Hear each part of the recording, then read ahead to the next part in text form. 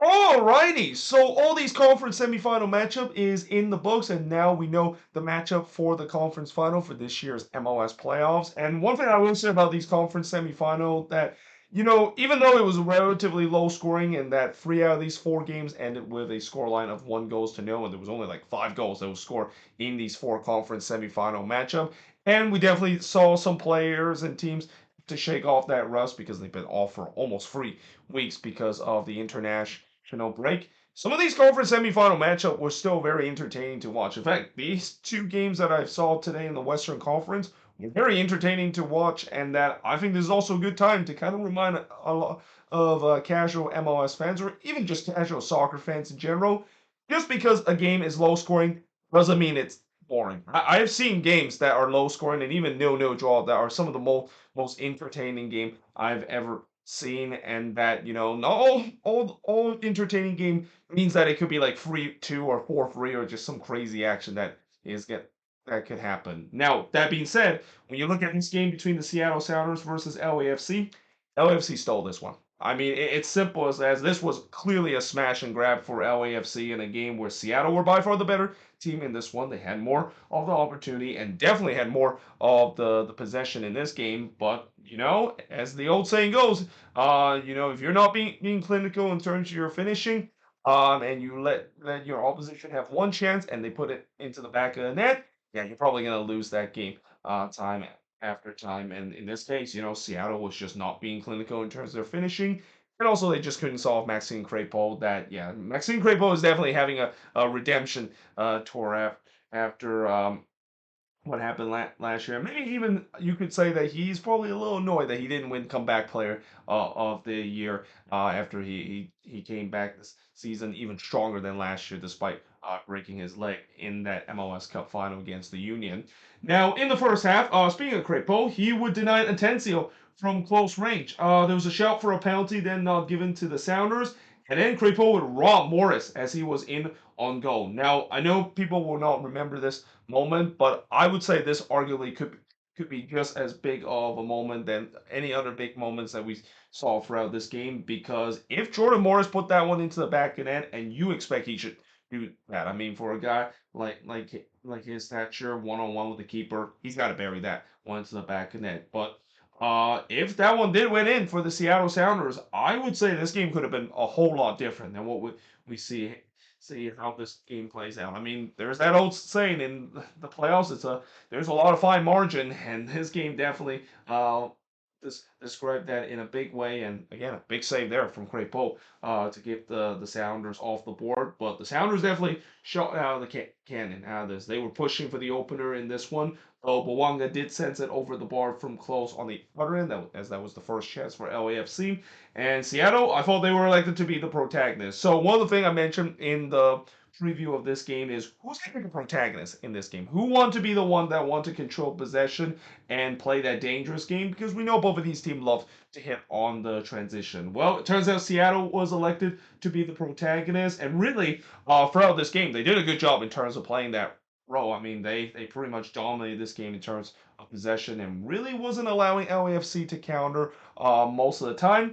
So the one time they allow LAFC to go on the transition, they got score on. And it happened in the 29th minute when Bawanga would score from Tillman to make it 1-0 in favor of LAFC, because, of course, Denise Bawanga is going to score in a pivotal game like that. I mean, there's a reason why he won the Golden Boot, and there's also a reason why if you have Bawanga running down 1v1 with your goalkeeper, yeah, you're pretty much gonna get score on every time. And Bawanga with a clinical finish here to make it 1-0 in favor of LAFC. It came over a lightning counter attack, which is what LAFC is known for, and also completely against the run of play too. Because up to that point, Seattle were by far the better team, and they had looked like were the more likely one to get the opening goal, but just kind of a sucker a punch kind of goal the LAFC score, and they lead it 1-0. Now, to Seattle credit, they regained control of this game, and not a big surprise. I mean, Brian Schmidt's Sounders team is not going to capitulate with the experience that this Seattle Sounders team has had with this core. Which you wonder, is this maybe the last time we're going to see this core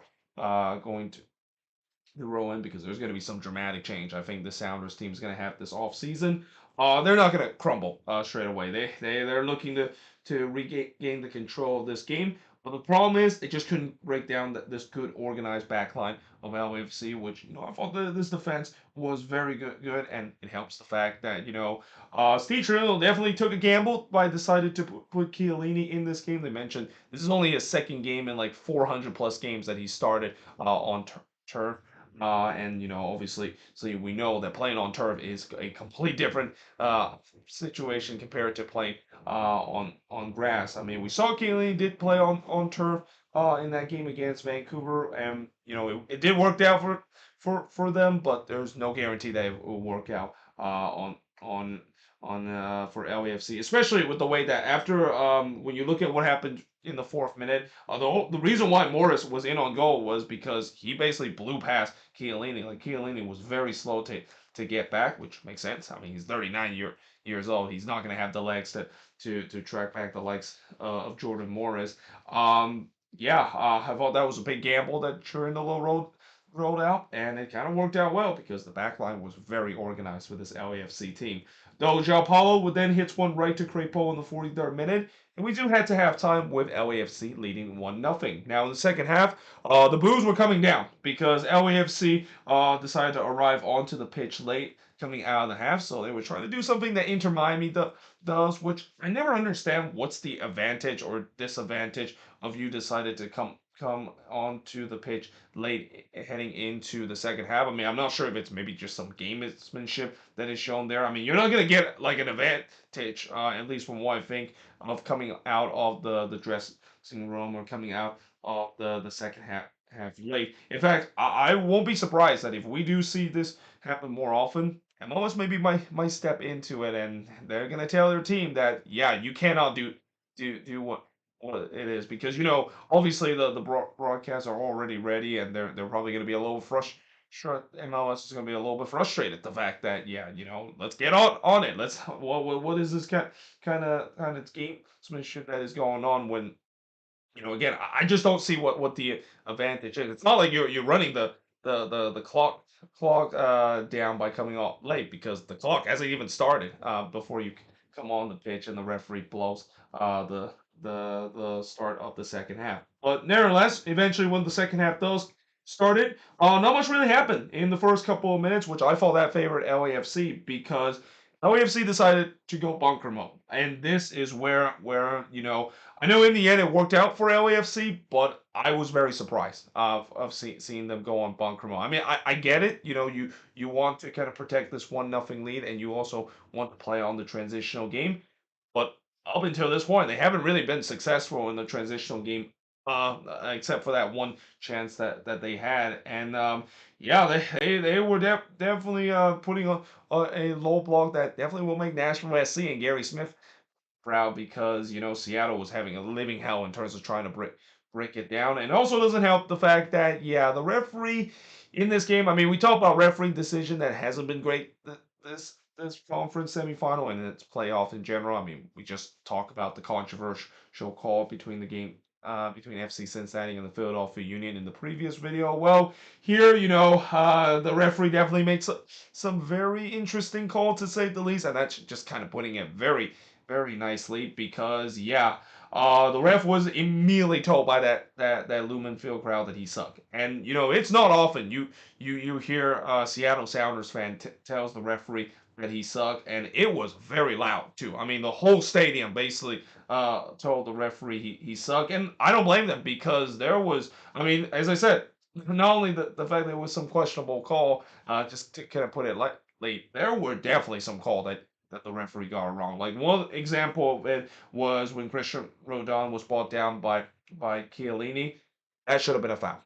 The fact that the referee decided to say that no foul was given, yeah, I don't know about that. And I mean, I know they can't go to VAR to check whether or not if there is a foul or not when it's like outside the box. I mean, well, actually they could, but usually they don't do it unless if it's inside the box.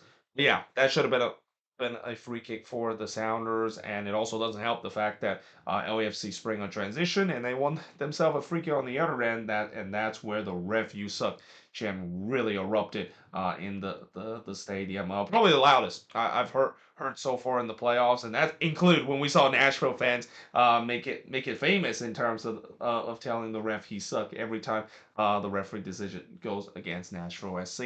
But in the 74th minute, Rusnak would blast one into the stands before Tillman had to clear a shot off the line, and I think this was Yamar, the one that got the last piece of it. I mean, to be fair, it was pretty easy for Tillman to clear that one off the line because the ball wasn't really hit with too much pace.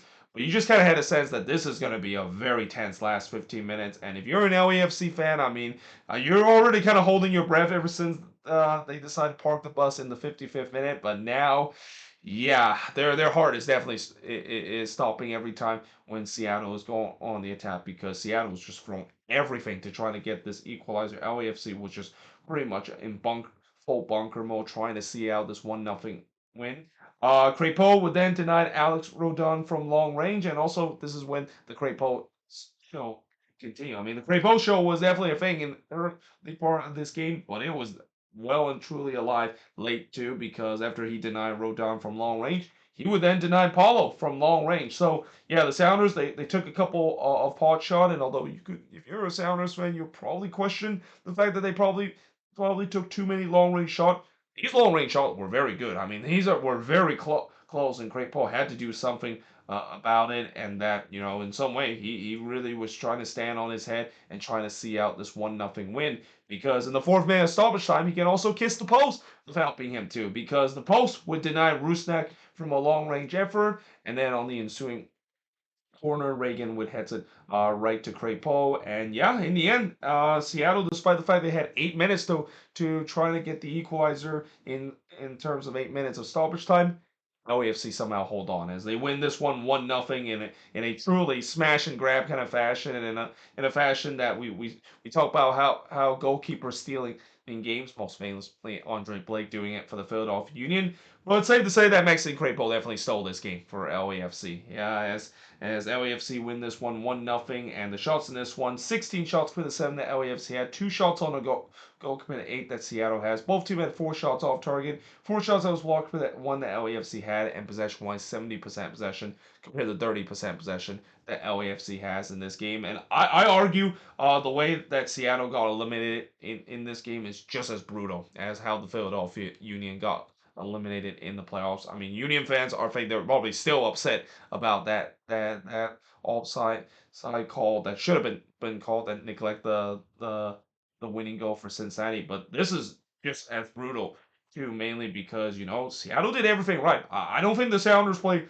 badly in this game. I mean, you can question maybe they should have worked the ball a little bit more and not take too many of those long range effort, but those long range effort were on go, and they had to make Crepeau work, and boy did Crepeau work in a big way, to a point where, yeah, I mean, he alongside with Bouanga's go finishing is the reason why LAFC is moving on in a smash and grab. And honestly, as much as you hate it that that's the way LAFC move on, they don't care. I mean, this is the thing about the playoffs. It's in the playoffs. I'm gonna bring back that old analogy of a game being in fine margin, and this was really a game in fine margin where Seattle didn't take their chances. LAFC did. They move on to the next round, and we'll see how they do when they're going to be facing against another Texas team, this time in the Houston Dynamo in the Western Conference Final. And then, as I said, with Seattle, again, this offseason, there's definitely going to be some changes. This core that they have. I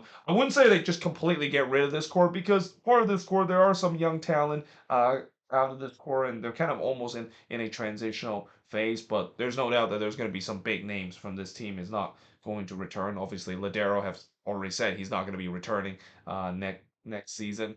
There's question whether or not Rui Diaz might be returning next season as well. But yeah, some big decision the Seattle Sounders is going to make, and that it's again such an unfortunate way for them to get eliminated in a game where this was just one of those games where they ran into a hot goalkeeper and couldn't finish, and ends up on the losing end. But there you have it. That is pretty much it in terms of looking at this match. Let me know in the comments below, what do you think of this match? And yeah, hope you guys enjoyed this video. If you do, make sure you guys do like, smash the subscribe button, and yeah, I of course will see you guys next time.